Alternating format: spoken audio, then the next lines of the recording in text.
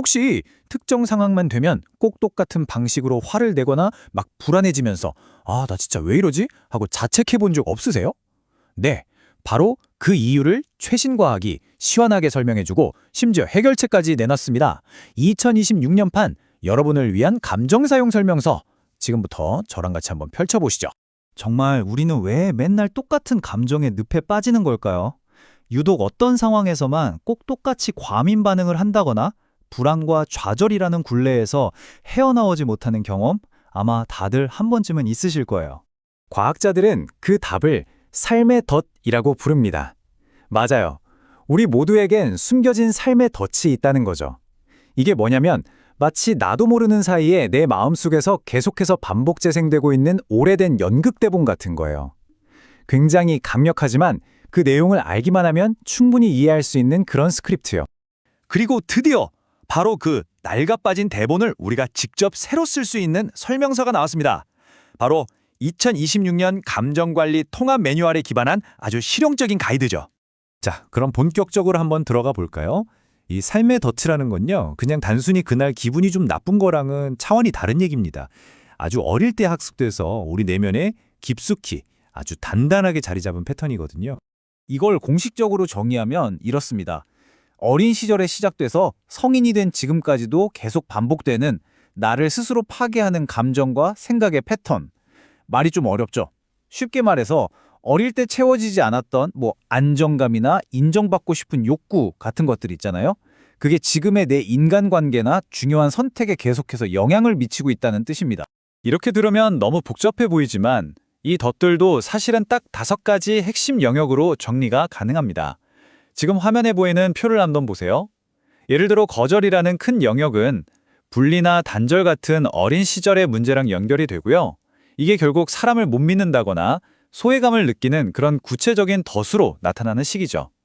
이렇게 범주로 나눠서 보면 내 감정의 뿌리를 훨씬 찾기 쉬워집니다.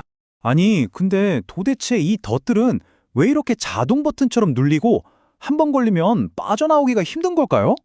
그 해답이 바로 2025년과 2026년에 발표된 아주 획기적인 뇌과학 연구에 담겨 있습니다. 여기서 뇌과학의 패러다임이 완전히 뒤집힙니다. 예전에는 우리가 감정이 이성보다 한 발 늦게 이게 단계적으로 처리된다고 생각했거든요. 하지만 최신 연구를 보니까 사실과 감정이 거의 동시에 한 팀처럼 처리된다는 걸 밝혀낸 거죠. 우리 뇌의 기억 저장소랑 감정 센서가 아주 긴밀하게 협력하고 있기 때문이에요. 그 중심에는 2025년에 발견된 다이렉트 피드백 루프라는 게 있습니다. 이게 뭐냐면 어떤 경험이 우리 뇌의 기억으로 저장되는 바로 그 찰나의 순간에 감정이라는 도장이 쾅 하고 찍히는 거예요. 그러니까 어릴 때 덫에 걸렸던 기억은 그냥 단순한 사실이 아니라 절대 지울 수 없는 진실처럼 느껴지게 되는 거죠. 자, 우리 뇌의 반응은 보통 3단계로 일어납니다. 1단계, 놀람. 뇌가 잠시 딱 멈추죠. 2단계, 감정. 과거의 경험이 현재 상황에 색깔을 입힙니다. 그리고 마지막 3단계, 인지. 이 모든 게 하나의 이야기로 머릿속에 딱 굳어지는 거죠. 이 설명서의 핵심은 뭐냐? 바로 2단계와 3단계 사이, 감정이 사실로 굳어지기 전에 그 아주 짧은 순간을 우리가 딱 잡아채는 겁니다.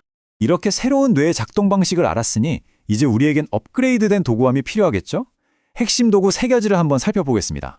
첫 번째 도구는 데이비드 홉킨스 박사의 의식 지도인데요. 여기서 제일 중요한 건 바로 용기를 나타내는 숫자 200입니다. 이 지점 아래에 있는 수치심이나 분노 같은 감정은 우리 에너지를 그냥 뺏어가기만 해요. 하지만 200을 넘어 용기를 내는 순간부터 감정이 오히려 우리에게 힘을 주기 시작한다는 거죠. 모든 변화의 시작점은 바로 용기라는 겁니다. 두 번째는 마크 브레킷 박사의 RUL 법칙입니다. 내 감정을 정확히 알아차리고 왜 이런 감정이 드는지 이해하고 거기에 정확한 이름을 붙여주고 또 그걸 적절하게 표현한 다음에 마지막으로 현명하게 조절하는 이 5단계 기술이에요. 그냥 막연하게 기분 나빠가 아니라 그 감정의 구체적인 주소를 찾아주는 내비게이션 같은 도구라고 생각하시면 됩니다. 그리고 마지막 도구는 바로 명상입니다. 이건 그냥 쉬는 게 아니에요. 뇌를 적극적으로 훈련시키는 기술이죠. 사마타 명상이 감정의 폭풍우가 몰아칠 때 잠잠히 그게 지나가도록 기다리는 거라면 비파사나 명상은 그 폭풍우가 지나간 뒤에 하늘이 어떻게 개었는지, 무엇가 남았는지 명확하게 관찰하는 거라고 할 수 있습니다. 자, 그럼 이제 이 모든 걸 한 번에 모아보겠습니다. 2026년 통합 매뉴얼이 제안하는 삶의 덫에 딱 걸린 그 순간에 우리가 바로 써먹을 수 있는 4단계 실전 가이드입니다. 이 4단계가 정말 이 설명서의 핵심이니까 잘 들어보세요. 첫째, 인식하고 진정시키기. 감정이 확 올라오는 그 순간 바로 반응하지 말고 일단 멈춰서 호흡에 집중하는 겁니다. 반응하기 전 아주 짧은 골든타임을 버는 거죠. 둘째, 연결하고 이름 붙이기. 아, 이것도 내 버림받음의 덫이 발동했구나. 이렇게 알아차리고 그 감정에 정확한 이름을 붙여주는 거예요. 셋째, 이해하고 놓아버리기. 이 감정의 뿌리가 사실은 어린 시절의 나에게 있다는 걸 이해하고 과거에 묶여있던 에너지를 흘려보내는 겁니다. 그리고 마지막 넷째, 실천하고 승화하기. 이게 진짜 중요한데 늘 하던 대로 피하거나 공격하는 대신 의식적으로 새로운 그리고 건설적인 행동을 선택해서 연습하는 겁니다. 그렇다면 이 모든 과정의 최종 목표는 뭘까요? 과거의 상처나 덫을 그냥 없애버리는 게 아닙니다. 그걸 완전히 새로운 차원의 것으로 변형시키는 거죠. 이걸 승화라고 부릅니다. 삶의 덫이 가지고 있는 그 엄청난 에너지를 파괴적인 방향이 아니라 창조적인 방향으로 바꾸는 과정이에요. 마치 독을 이용해서 약을 만드는 연금술처럼요. 이건 단순히 상처를 치료하는 걸 넘어서 그 상처를 나만의 특별한 능력으로 바꾸는 일종의 졸업과 같은 겁니다. 네, 이 설명서의 핵심 철학이 바로 이겁니다. 목표는 덫을 없애는 게 아니라 오히려 그것을 나의 가장 큰 강점으로 바꾸는 것. 우리의 덫은 더 이상 막다른 길이 아니라 성장을 위한 아주 중요한 관문이 될 수 있다는 거죠. 우리 모두 의식의 연금술사가 될 수 있는 겁니다. 여러분의 감정은 사실 여러분이 가진 가장 정교하고 뛰어난 나침반입니다. 만약 우리가 마침내 그 나침반을 제대로 읽는 법을 배우게 된다면 여러분의 인생 지도는 과연 어떻게 바뀔까요? 오늘 함께 살펴본 이 이야기들이 여러분 각자의 삶에서 어떤 의미를 가질지 한번 깊이 생각해보는 계기가 되었으면 좋겠습니다.